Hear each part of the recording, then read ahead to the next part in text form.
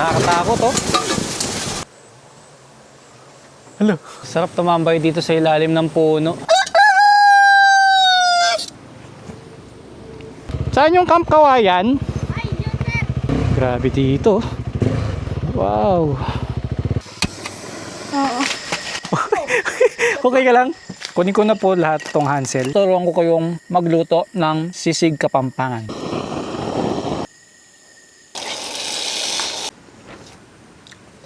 Ayan, pwedeng maligo dito oh.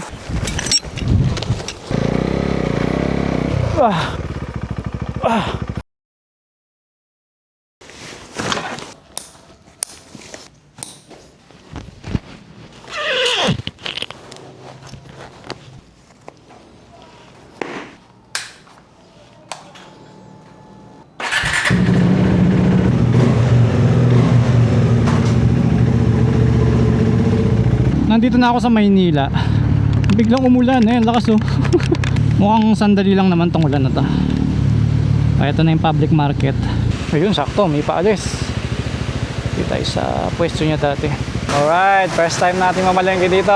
Pero mukhang kumpleto naman kasi katabi nito may Pure Gold at madali pa yung parking. Ito nga pala ang sangkap na kailangan natin ngayon para sa ating ulam. Pang sisig lang po sana. Kaso di po ako marunong magluto. Ngayon meron akong ingredient dito. Ginagaya ko lang po. Kalamansi po. Sili po meron kayo. 2 balot na po. Ito po yung bibilin ko. Magkano po? 85. Boss, eh! Pare! Tigil dyan. Napapanood lang kita. Thank you, boss. Thank you rin. Dyan, ha? Papalengke lang ako. Yes, boss. Sige. May tenga ka dyan, sir? Buseng, 40 to buseng. Sige. Atay lang po sana. Yung pinakakonti lang po pwedeng bilhin. Ayan, sige po. Kung pwede po sa inyo. Sakto. May kape po kayo, ma'am. 3 in 1 po. Dahil naglagay ako ng 2 bag dito sa harapan ko, pinalitan ko na yung dati. Parang ang balik yung tignan ng motor ko ngayon. So nandito yung 4 na inumin ko na tigwa 1 liter. 2 dito, 2 dito. Ang ganda nakikita oh. Black background. Black background. May nagtanong nga pala sa akin, naka 390 rin siya na KTM. Nagbi-blink daw yung gilid kapag ka mainit na. So ako, ginawa ko, sinet ko ng black background yung aking instrument panel para hindi nakikita yung pag-blink nung LCD screen. Yun oh, saging oh. Pwedeng 2 piraso lang, sir? Yung malaki na, sir? Magkano yung 2, sir? 25. Thank you po. Sir, pwedeng 1 kilo nung Coco Pandan, sir? 1 kilo, apa. Thank you, sir.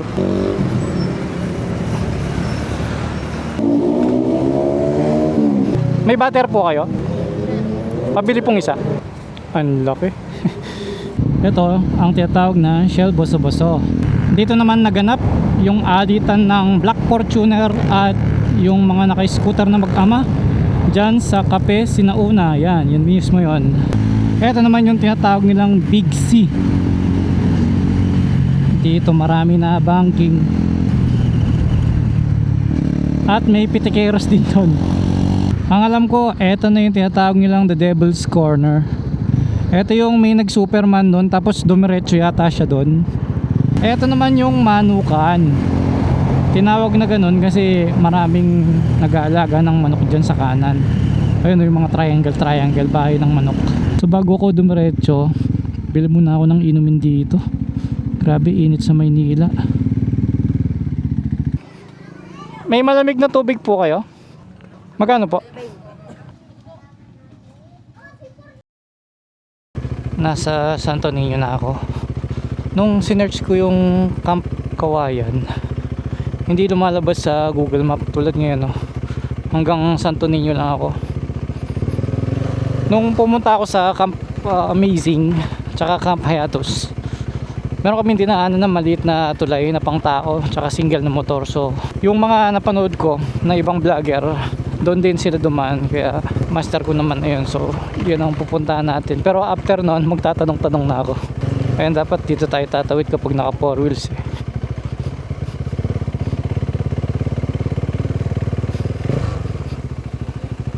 Sir, good afternoon po. Good afternoon po, sir. Papunta po ako ng Camp Kawayan, sir. Alam niyo po yun? Oh, Camp Kawayan. Papasok kayo sa loob. Dito tayo, sir. Punta kayo ng Hanging Bridge. Opo, sir. Pagpasok niyo po doon, punta kayo doon sa may cover court. Covered court. May cover court po yun doon eh. Opo. Tapos po, tignan mo yun doon, may pakaliwang paahon. Opo. Dito kayo sa pakanan. Kakanan po. Marami pa rin kayo mapapagtanungan na tao doon. Sige po. Sige po, sir, ha? Thank you po. Ayan, ito yung nakita kong dinaanan nila. Mahirap pala magbaba ng paa dito, baka sumabit sa gilid. Ayan. Ito yung sinasabi ni sir na covered court. Pag kakaliwa ka pataas, so tayo daw ay kakanan. Ma'am, pwede po magtanong, ma'am? Ma'am, saan po yung Camp Kawayan, ma'am? Balik po kayo, tapos diretso po kayo. Dun po, diretso po dun. Dito po, wala na pong daan dito. Okay. Sir, pwede po magtanong, sir? Sir, saan po yung Camp Kawayan, sir? Ito. Pag ganyan po. Pagdating sa ano, huwag tayo gagawa na kahagawa ko. Okay, sige po. Thank you po. Dito rin pala yung Camp Bawi, oh. Nandito na pala sa tabi ko yung ilog, eh, oh. Medyo malinaw-linaw na yung ilog ngayon. Ito, paakyat na to. Pero hindi siya nakakatakot puntahan kasi may mga bahay sa paligid. Ito na yung paakyat na malayo. Dapat magbaba na ng paa dito. Dito tayo sa pinaggasgasan.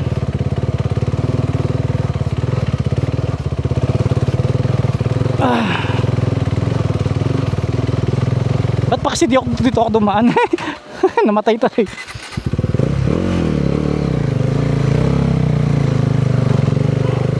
Yeah. Ito na yung camp. Amazing, oh. Hi ma'am, good afternoon po. Saan po yung Camp Kawayan, ma'am? Doon pa po diretso. Ito po, diretso po dito. Kanila yun eh. Yan na yan ang ano, bag. Sige po, thank you po. Very challenging din yung daan para sa mga camper. Pero ito yung gusto kong daan eh. Mahirap lang ikaw mag-isa. Tiga Camp Kawayan po kaya? Dire-diretso lang po siya. Pag may nakita po kayong sa taas po, Up. tapos may tindahan nakasara, doon po yun. Sige po, thank you po. Ang ganda, oh. Medyo madulas-dulas lang yung daan kasi maputik siya. Grabe yung daan, oh.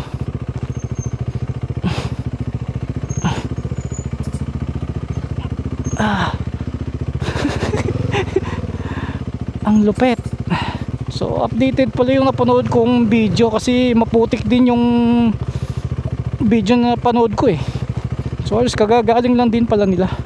So dapat dito yung gulong mo mud terrain talaga. Alam nyo, mahirapan ako nito pag pabalik.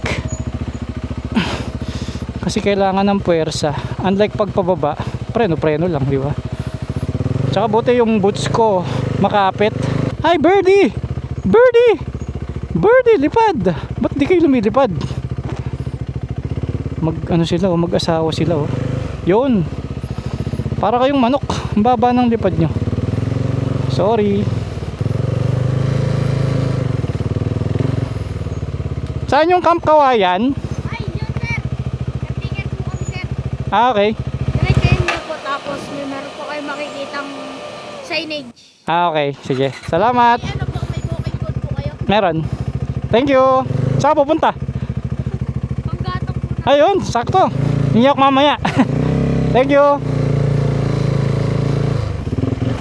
Grabe dito. Dumulas na yung pa ako. Kaya yung mga ibang adventure bike, tinatanggal yung rubber dun sa foot peg nila. Kasi pag maputik na ganito na, wala nang kwenta yung rubber. Kailangan nang matitira na yung mga spikes dun sa foot peg para kumapit sa shoes. Ayun, Camp Kawayan. May diretso pa pala to. Sobrang haba pala nito. Okay, sige. Ito na yung Camp Kawayan. Ang galing. Wow. Walang camper, ako lang.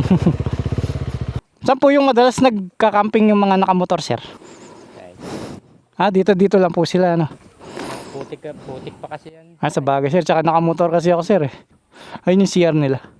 Okay, ayos dito. Ganda ng view.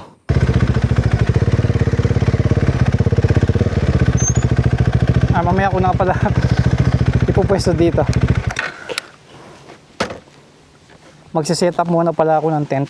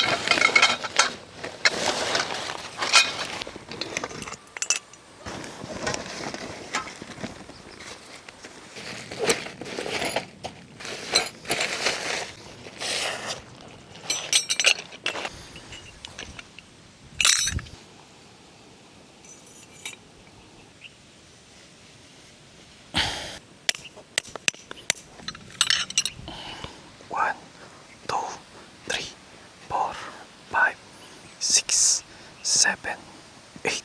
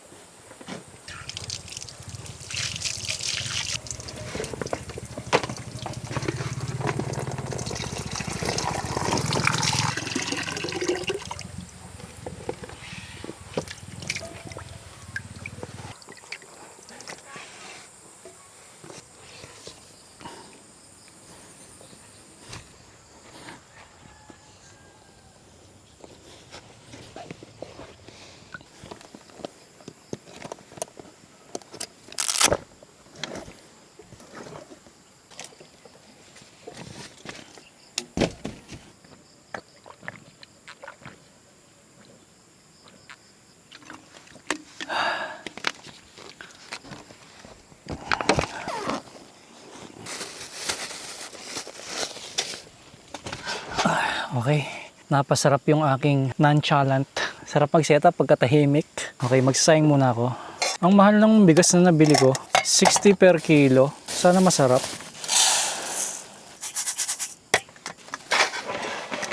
Yung bigas nila, parang basmati rice oh. Mahaba na payat. Hula ko, may butas yung planggana ko. May tubig dito eh. Feeling ko na butas siya sa katagalan.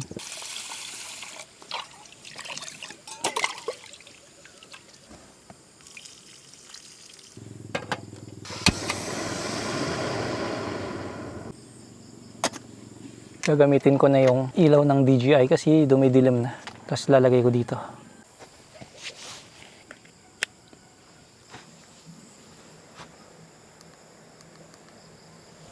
Okay, alam na ninyo ang sangkap. Nilabas lang natin. May prutas pala ako. Tsaka tinapay oh. Ito yung ating meat. Parang napadami yung atay ng manok. May kasamang puso. Tatanggalin ko muna lahat sa plastic para malinis at hindi magulong tignan. May maliit akong mangkok. Dito na ilalagay yung sili. Okay, so i-ready ko muna yung uling at yung butter nga pala nakalimutan ko. Oh, masarap pala man to ah. Pagbukas ko dito sa bag, ngayon ko lang naalala, may nagpadala nga pala ng ganito sa akin. Kimchi Chara from Beyond Foods. Ayan, maraming salamat po. Aray, ang init.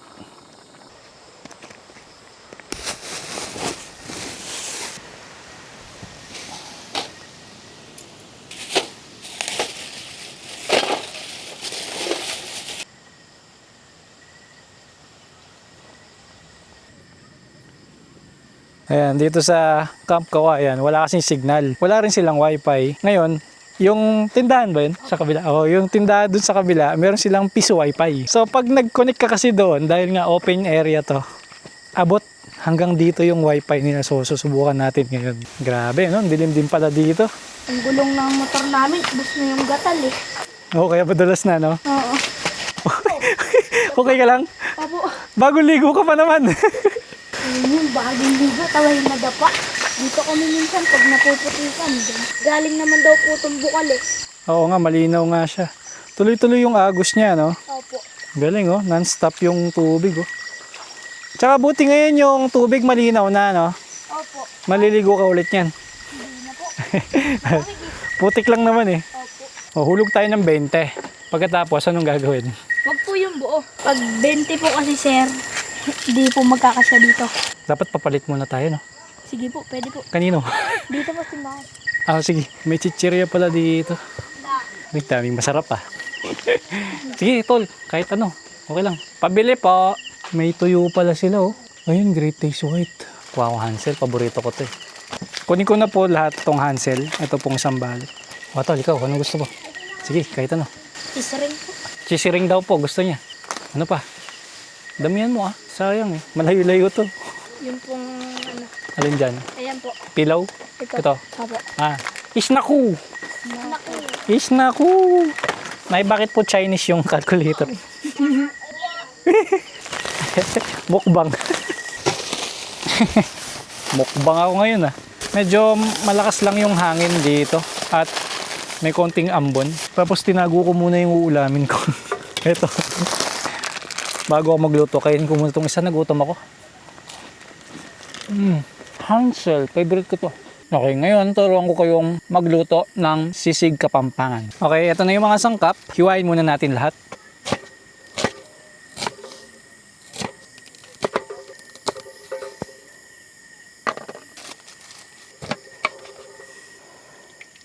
Ang first step, papakuluan natin yung baboy.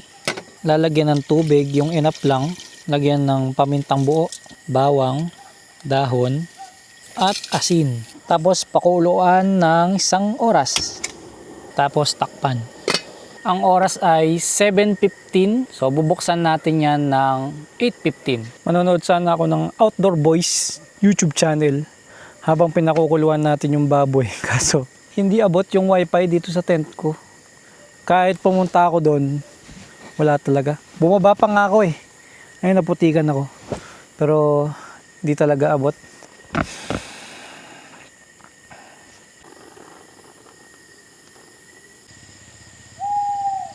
Ayun, 8:15 na. Check natin yung baboy. Ilalagay na natin ang liver for 5 minutes. Ayun na. Kulay puti na yung ating liver. Yung isa kulay itim, chain smoker. Set aside na natin ang liver at yung pork. Yan, dahil mag-iihaw ako, lalabas ko yung upuan dito. Ito nga pala yung pang torch natin. Siguro mga 3 beses ko nang nagamit to sa campsite. So far okay naman. May igniter pa rin siya. Maganda pa rin yung adjustment niya. Goods pa rin tong lock niya sa butane. Sulit naman. Hindi kasi siya plastic eh. Yung nauna ko kasi plastic, mabilis masira eh.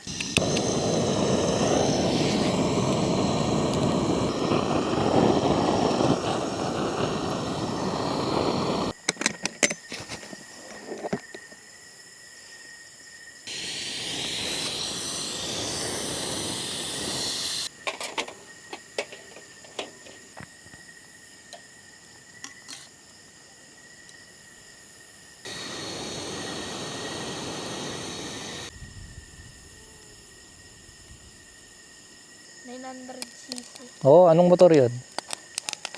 Nakalimutan ko na nga po kung ano yun eh. 900cc? Opo. Kanino yun sa guess? Kulay puti, ano? Sandali, kapatid mo yung babae kanina, ano? Opo. Nakasabay ko yun eh. Nung papunta ako dito. Teka, Camp Kawayan po kayo? Yung may bag po na dala. Oo, galing sa school. Opo. Yun oh. Lutong. Ito na to. Yun oh. Okay, ang next step ay hihiwain itong baboy. Lutong. Ngayon, itong liver, didiktikin natin hanggang sa madurog siya. Then, buhos natin to. Lalagyan ng suka.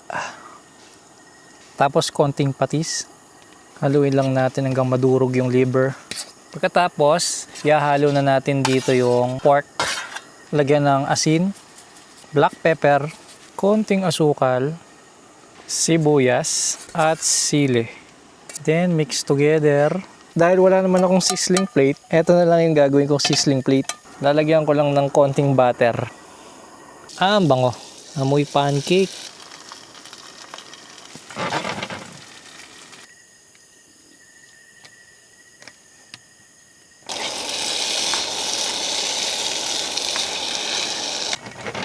Dahil wala akong sizzling plate, naka-on yung apoy para bumubula-bula pa rin siya. So, sasandok na ako ng kanin. Ayan, sarap pinakikinggan ng sisig. Yun oh.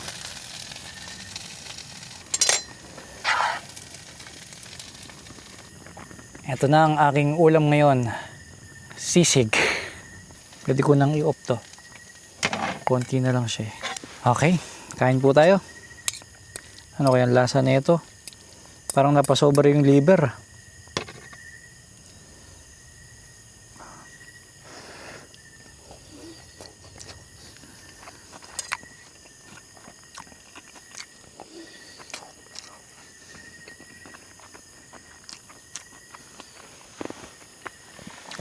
Okay. Sumobra yung liver. Kaya ang lapot niya. Maasim-asim siya. Tapos malutong yung tenga. Lasang sisig naman, kung ang tanong is masarap o hindi, masarap. Pero para sa akin, mas masarap siya kung mainit talaga. Like ngayon.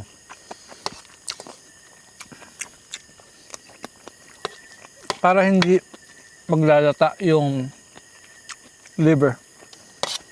Masarap din yung kanin. Bumagay siya sa sisig.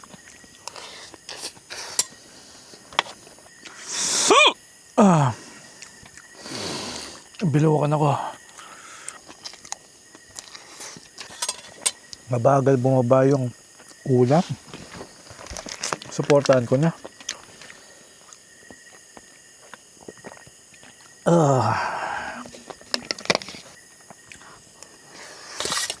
Sarap.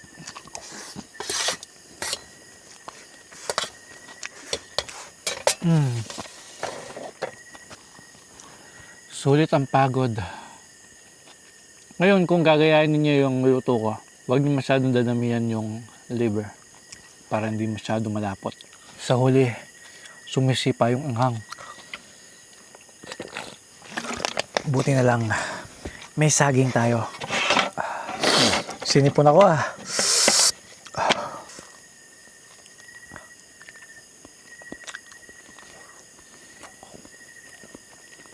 Sarap. Hindi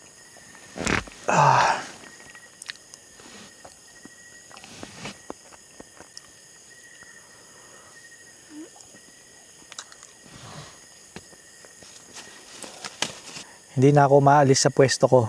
Natapos ko yung gawaing pangkusina. Nakakain tayo, nakapagluto nang hindi umaalis sa pwesto. Ganyan kaganda ang lamesa na to. Dahil lahat nandito na, lutuan, basket, sabitan, di ba? At saka ang tatag pa ng lamesa. Kahit hindi pantay yung ground, ma-adjust mo yung apat na paa. Kaya pag nagluto ka, pantay yung mantika, yung sabaw, di ba? Good investment din. Nakailang camping na rin tayo. Hindi naman siya nasisira. Nakita nyo naman kung paano ko siya gamitin. Talagang nagmomotor tayo, nagbabibrate, pero yung pintura ng alloy hindi nabubura. Pero may downside talaga siya. Medyo malaki siya pag dinadala. Siyempre, hindi mo na mapuputol yun. Ganun talaga siya kahaba. Medyo mahal nga lang siya, di ba? Kasi pag binili mo tong lamesa, wala pa siyang stove. Wala pa siyang basket. Wala pa siyang hook. So, ang dami mo pang bibilihin. Kaya sa mga naghahanap naman ng ganito, alam nyo na kung saan yan makikita. Sa lower left side ng screen nyo. Pindutin nyo lang yung screen pag naka-phone kayo. Nakita nyo naman, di ba? Sulit. Hindi lang dahil content creator ako, pero kung kayo naman ang nasa sitwasyon ko at hindi naman kayo nagbibideo, sigurado ganito rin ang mangyayari sa inyo. Ayan, mag-10:30 na, no? Mukhang hindi na ako makakapagluto ng pancit canton kasi hindi naman healthy yung magpapakabusog ka tapos matutulog ka, no? Kailangan merong mga 1 hour to 2 hours na pahinga pagkatapos mong kumain bago ka matulog para matunawan ka muna. Biglang umulan. Maliligo na ako para agad ako makapagpahinga. Masyadong matrabaho yung inulam ko. Pinakulo mo na. Inihaw mo pa. Tara, check natin yung CR. Dito yung lupa nila kapag umulan, malambot. Okay, ito yung CR nila. 4 yung pintuan dito. Ito yung nasa harapan. Yan yung toilet. Then may lababo dito, kabilaan. May salamin pa. Ito naman yung shower area. Ito, shower area din. Yun, malakas ang tubig. May tabo, may balde. Wala lang silang ilaw, solar light lang na nakatutok doon sa kabila. So yung bubong niya, mababa lang. Medyo mahaba ang gabi ko ngayon. Dahil doon sa ulam. Grabing proseso.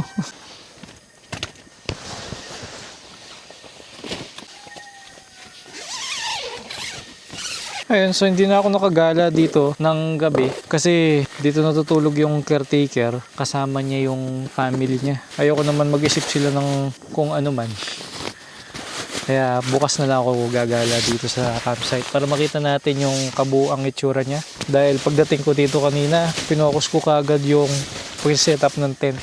Horror story, pag naliligo ka lang doon, dahil umaandar yung gripo, para kang may kasabay na naliligo. Good night, guys.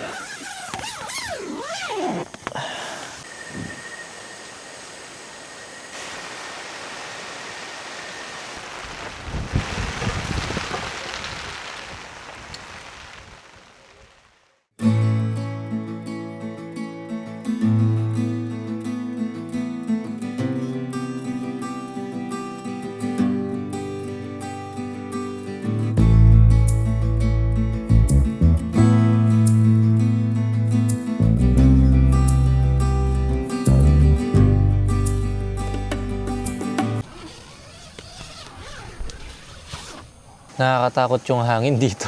Alas 8 ng umaga, sobrang lakas ng hangin. Buti medyo minto-hinto na yung ulan.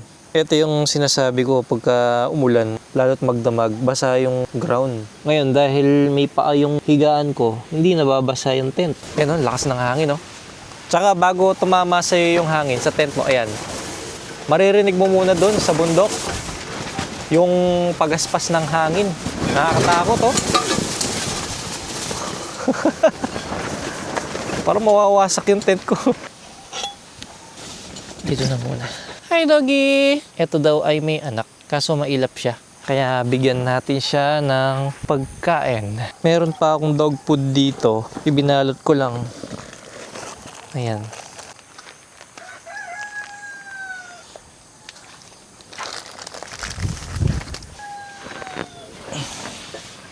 Hi, doggy! Ayan, kain ka muna. May pinapadedi kasi siya eh.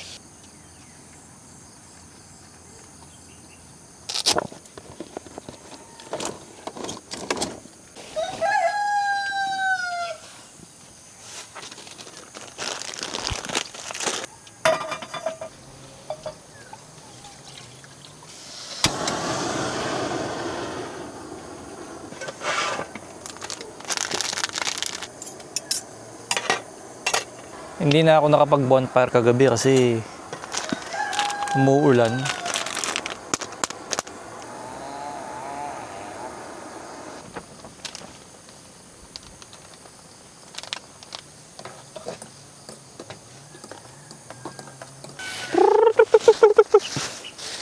Tingnan niyo yung manok nila dito, nakapantalon.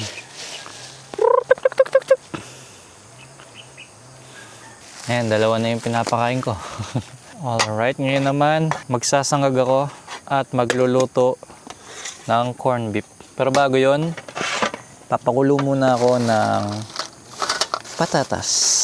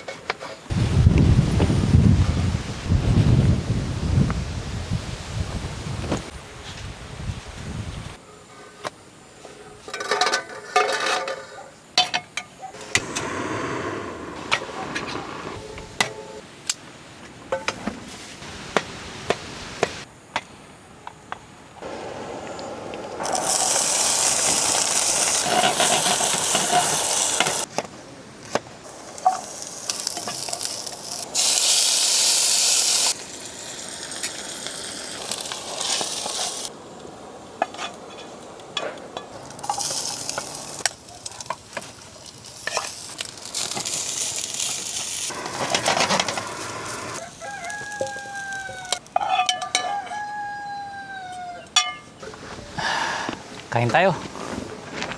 Kahit mahangin. Ang oras ay 9:43 AM.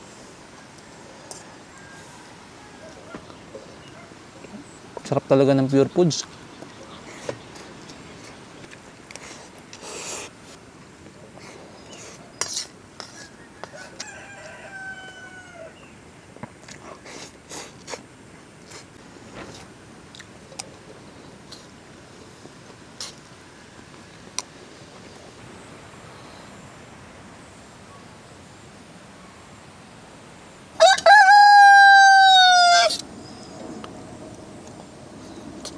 Dapat ito tinatambayan. Tsaka ka kumain ng Hansel. Isang balot yung binili ko, hanggang ngayon hindi pa naubos. Sarap ng Hansel. Ngayon, libutin naman natin yung buong campsite para pag kayo na ang pupunta, may idea na kayo kung ano meron dito. Yan, so tinulit natin yung ating mumurahing shades. Okay, ang liwanag ng araw ay nag-uumpisa doon, tapos bababa, papunta doon. Ngayon, kung gusto ninyong magtagal dito hanggang hapon, I suggest dito kayo sa pwesto ko dahil merong kaisa-isang puno dito para meron kayong lilim kahit papaano. Ngayon, kung hindi naman problema sa inyo ang liwanag ng araw tuwing hapon, pwede kayo dito. Yeah, mas maganda yung spot dito. Kaso ngayon kasi maputik. Tsaka may bakas ng gulong ng sasakyan. No? Mukhang dito rin sila nagpa-park kapag ka nakasasakyan sila. Eh, no? So dito sa baba, malambot daw dito kaya wala nagpupwesto. May alaga din silang kabayo. Itong 4 na kwarto na yan ay hindi daw pwede dahil nasira sa bagyong uwan. Alright, dito pwede ring magpwesto dahil nasa ilalim ka ng puno. Maganda rin dito. Yun nga lang, walang masyadong damo. Meron siyang mini lababo, yan yung scenery. Tapos dito hindi siya pwede dahil malambot. Tapos may isang malaking bahay dito. Pwede atang upahan ito para sa buong pamilya. 'Di ba ang pangalan ng campsite na to ay Camp Kawayan? Malamang dahil yan, may kawayan sila. Ayan, up and down siya. Yung sa baba, pwede kayo dito magstay para kumain. Ayun yung lababo niya. Yung CR niya, 4 ang pinto. Ayan, maayos naman, no? Toilet, tapos sa likod ay shower room. Ito, shower room pala to. Pero ginawa nilang stock room. Then, ito na yung ilalim ng bahay. May solar light din dito. May stove din pala dun, tsaka kumpleto. Trakyatin natin. Wala. Meron pong bumungad sa akin. Hindi ko inaasahan. Wala. Kayo na lumapit. Hindi tayo welcome sa bahay na ito. Ayun siya. Hello. Ayan. Sa mga mangungupahan dito, beware lang sa mga hayop. Ay, hindi ko alam anong snake yan. Hindi naman siya nanunuklaw. Ang bilis niya, oh. Tara, retreat. Hindi tayo takot sa multo, pero sa ahas takot tayo.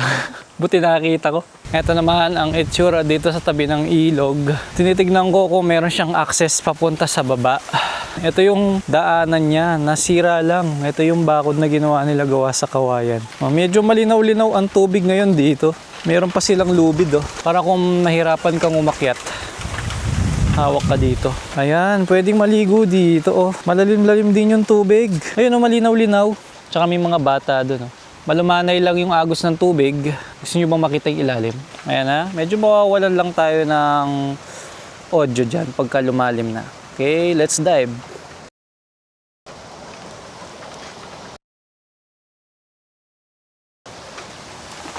Ayan. Kesa nung dati, kulay coffee ko brown. Ayan, tunog ng kawayan pag nahanginan siya, No, para siyang nagsasalita. Medyo delikado lang, baka matarak ka ng kawayan tulad nito, Ingat lang sa mga bababa dito. Baka biglang humangin ng malakas, may matanggal na kawayan. So buti na lang may lubid silang ganito. Sarap tumambay dito sa ilalim ng puno. Yan yung tanaw mo. Mas maganda yung view dito sa baba. Kaso maputik kasi, Kung hindi problema sa inyo yung putik, lalo't kung nakasasakyan naman kayo, pwede. Yung mga naka-rooftop tent, pwede dito. Payapaan, tahimik. Lalo't dulo na kasi to. Kaya madalas nasosolo ko yung campsite kasi natataon na weekdays ako nagka-camping. Common kasi sa mga camper, Sabado, Linggo, di ba? Sa akin, walang specific date kung saan lang nagkataon. Doon ako magka-camping. Pero maganda ang mag-camping ng weekdays kasi parang nirentahan mo yung buong campsite. 429 yata ang nabayad ko. Kalimutan ko na Yung standard price nila, alam ko 450, ngayon naka-discount tayo kasi December. Maganda mag-camping ngayong bare months dahil malamig. Yun nga lang, dito sa Camp Kawayan, mahangin. Kaya i-ready nyo lang yung mga tent ninyo, tsaka mga tali, ganun. Yan ang makikita ninyo sa ground. Napakapayapa. Alright, ang masasabi ko naman sa campsite na ito, unahin natin sa papunta. Yung papunta dito, yung kalsada, medyo challenging, especially kapag katatapos lang ng ulan dahil maputik nga yung kalsada. Dito naman sa camping ground, limited lang yung pwede nyong pagpwestuhan, gawa ng ganyan yung ground. So dito lang talaga kayo makakapagpwesto. Base lang sa nakikita ko kasi magte-tent ka kasi dapat yung flat, 'di ba? Sa rate naman nila, ayan, ilagay ko na lang sa screen. Ngayong month of December, expect nyo lang malakas ang hangin dito. Pero okay lang 'yan kasi at least malamig yung panahon, 'di ba? Pwede daw dito ang mga alaga nating hayop. Walang masyadong insekto, walang langgam, walang lamok. May mga ligaw na hayop lang talaga, kaya make sure na bago kayo matulog, i-safety ninyo yung mga pagkain. Alright, yun ang masasabi ko dito sa Camp Kawayan at ako'y magliligpit na.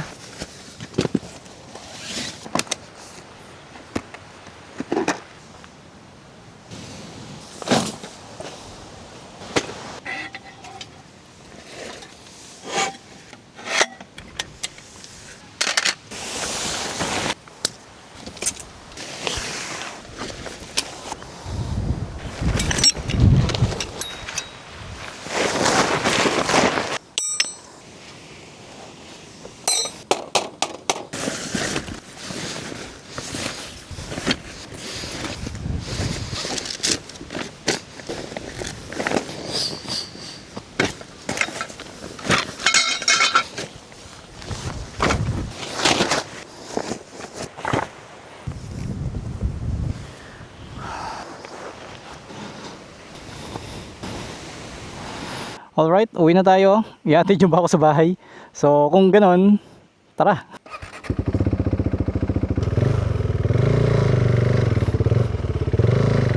Bye-bye, Camp Kawayan. At ayan na nga, ang kalsada. Lalong nabasa to kasi umulan magdamag.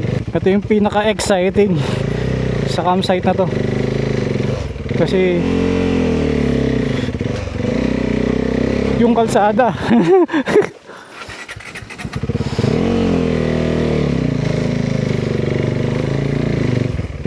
Ito yung wifi oh.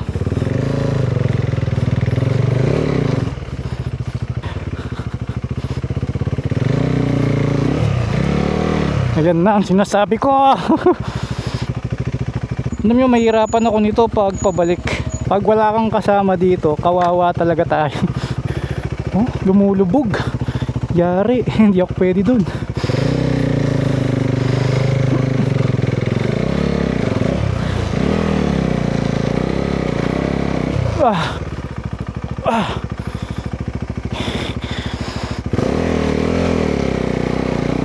Yan. Oh, Diyos ko po. Huwag ka malalaglag sa bangin. Gulong talaga ang pinaka-importante dito.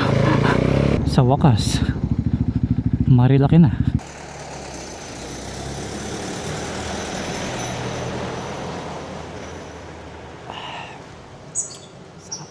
Ayan, ganyan kadumi yung motor. Yung pa ako, tingnan mo. Ito pa yung harap. Solid ang putik. Sinalba ako ng gulong ko. Ang tagal ko nang ginagamit. Ilang camping na. Okay pa. Maganda naman yung KTM eh. Para sa ganitong ride, ganitong terrain, okay na rin siya eh. Kuya Nabangga, ano yung page nyo? Napitikan ba ako? Ngayon lang. Sir, yung gumanon. Oo. Okay ba yung pitik natin doon? Sige. Thank you! Alright, may pitik na ako. Let's go! Ay, sa wakas. Na-traffic pa. Ang oras ay 7:58 PM. Right, maraming salamat. See you sa next camping natin. Hanap ulit tayo ng magre-request ng ulam. Saan kaya ang next camping natin? Abangan!